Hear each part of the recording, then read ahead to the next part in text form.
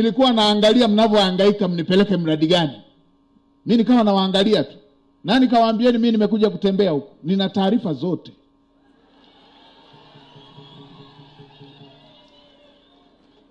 Nina taarifa zote. Nina taarifa zote kilichofanyika kwenye jengo hili. Nina taarifa hata kilichofanyika kwenye jengo la halmashauri ambako hamjanipeleka.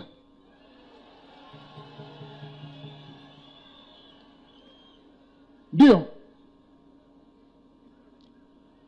Imeletwa fedha hapa ya mradi. Watu wamegawana fedha. Katika kukimbizana ndio wakarudisha fedha ile. Kwa walishatuibia, tusingewaona.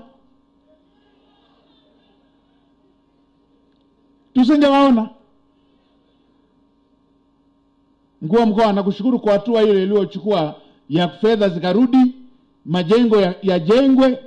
Sasa naelekeza kamanda wa TAKUKURU niletee taarifa za mmoja na ushiriki wake. Hii ilikuwa hatua ya kwanza. Hatua ya pili, lazima hatua za kisheria zichukuliwe. Hatuwezi tukawa tunaenda na utaratibu wa mazoea wa aina hii.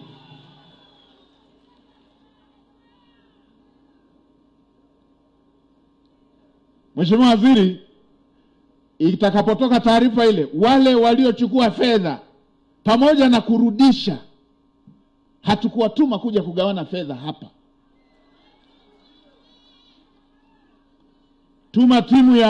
Tuma timu ya maadili, hatua za kinidhamu za watumishi wa umma na zenyewe zichukuliwe. Hatuwezi tukawa tunaviziana kwenye fedha ya umma namna hiyo, kwamba wakiniona naondoka nazo, wasiponiona naondoka nazo, eti wakiniona narudisha. Upumbavu.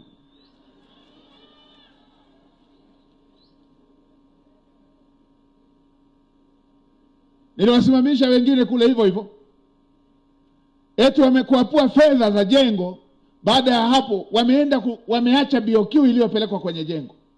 Wamejenga, tumesema ziwekwe nondo 8, wao wameweka 4.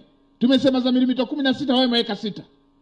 Baada ya hapo wanasema tutarekebisha kwa fedha zenu. Mna fedha nyinyi ya kuikopesha serikali? Upumbavu mtupu na huu.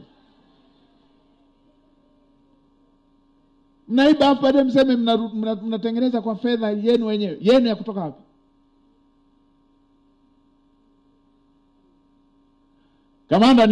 Kamanda wa TAKUKURU niipate taarifa hii kabla sijamaliza ziara ya mkoa wa Manyara. Mmoja na ushiriki wake.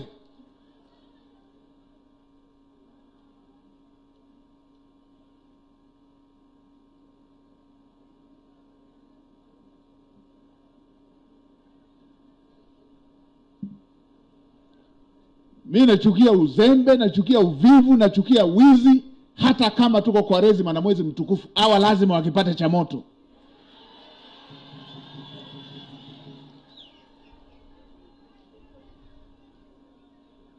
Hatuwezekana wananchi hivi. Ninyi mnajua, mimi nimeshakuwa Wizara ya Fedha pale.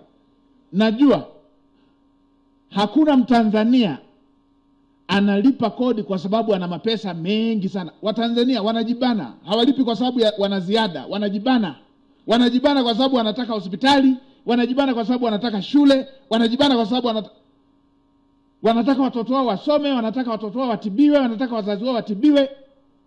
Leo hii tuje tupate wengine kakikundi hivi wajigawie kwa sababu ya nafasi walionao. Hii haikubaliki.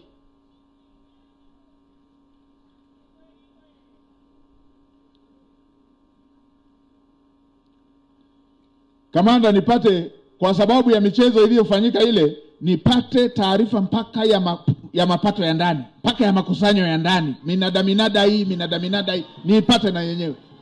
Nipate fedha za kwenye minada zinakusanywaje na zinatumikaje.